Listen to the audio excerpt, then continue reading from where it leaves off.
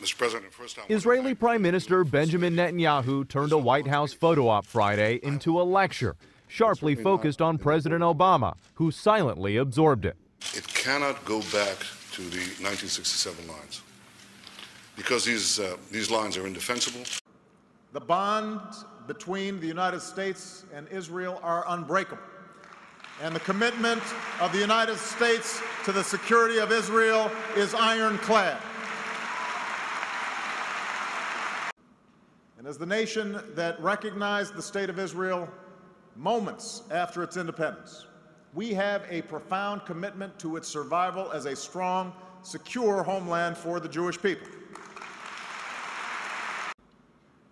I and my administration have made the security of Israel a priority.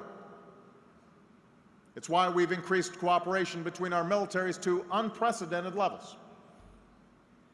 It's why we're making our most advanced technologies available to our Israeli allies.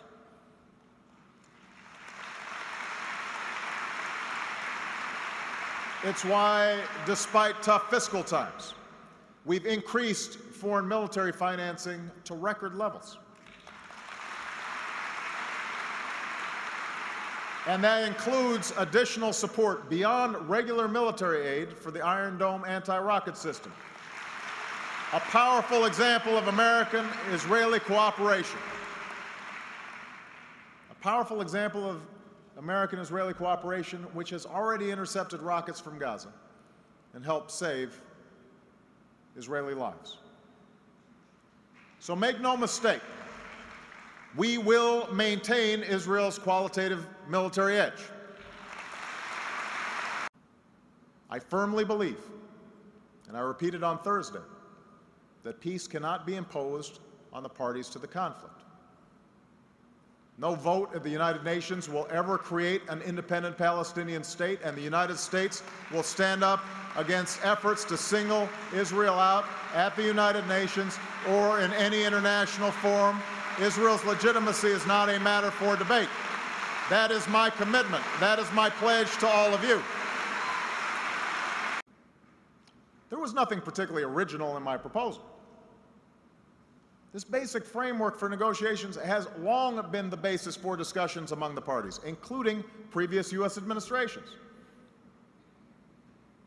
But since questions have been raised, let me repeat what I actually said on Thursday, not what I was reported to have said. I said that the United States believes that negotiations should result in two states, with permanent Palestinian borders with Israel, Jordan, and Egypt, and permanent Israeli borders with Palestine. The borders of Israel and Palestine should be based on the 1967 lines with mutually agreed swaps. Now, that is what I said. And it was my reference to the 1967 lines with mutually agreed swaps that received the lion's share of the attention, including just now.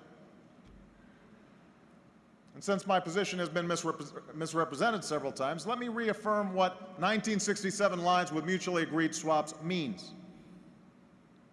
By definition, it means that the parties themselves, Israelis and Palestinians, will negotiate a border that is different than the one that existed on June 4th, 1967.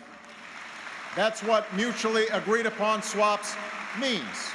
It is a well-known formula to all who have worked on this issue for a generation. It allows the parties themselves to account for the changes that have taken place over the last 44 years.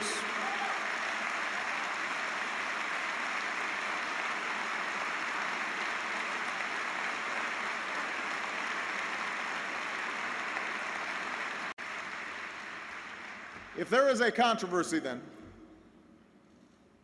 it's not based in substance.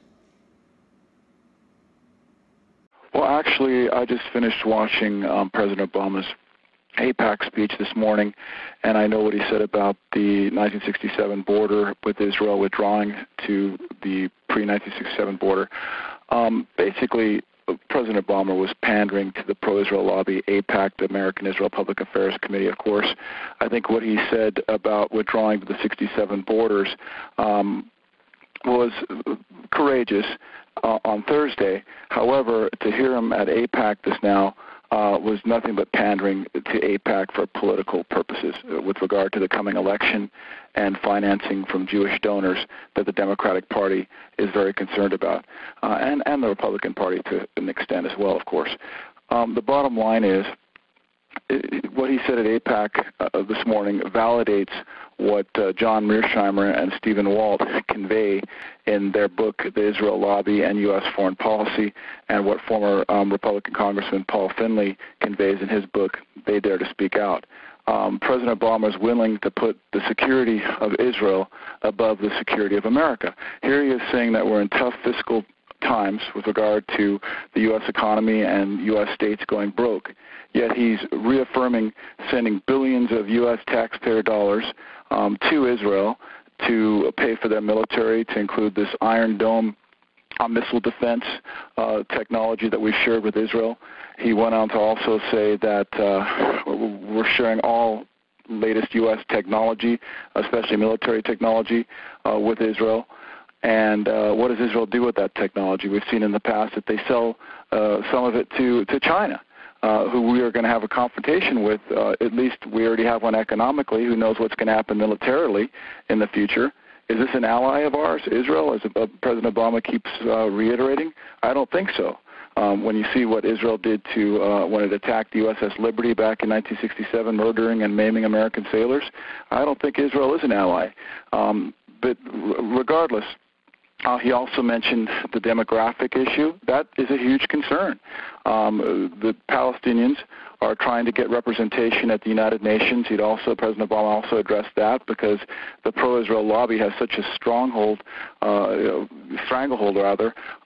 the U.S. political system and media that we're not getting anywhere really with getting a Palestinian state. So the Palestinians have no recourse other than to go to the United Nations, and they are being somewhat successful there, especially in the General Assembly. Because of that influence of the pro-Israel lobby, we'll always basically veto whatever Israel wants for the most part. But our veto doesn't have, the U.S. veto doesn't have any effect in the General Assembly. And the General Assembly at the United Nations will vote more than likely for a Palestinian state. And that's going to leave America and Israel isolated.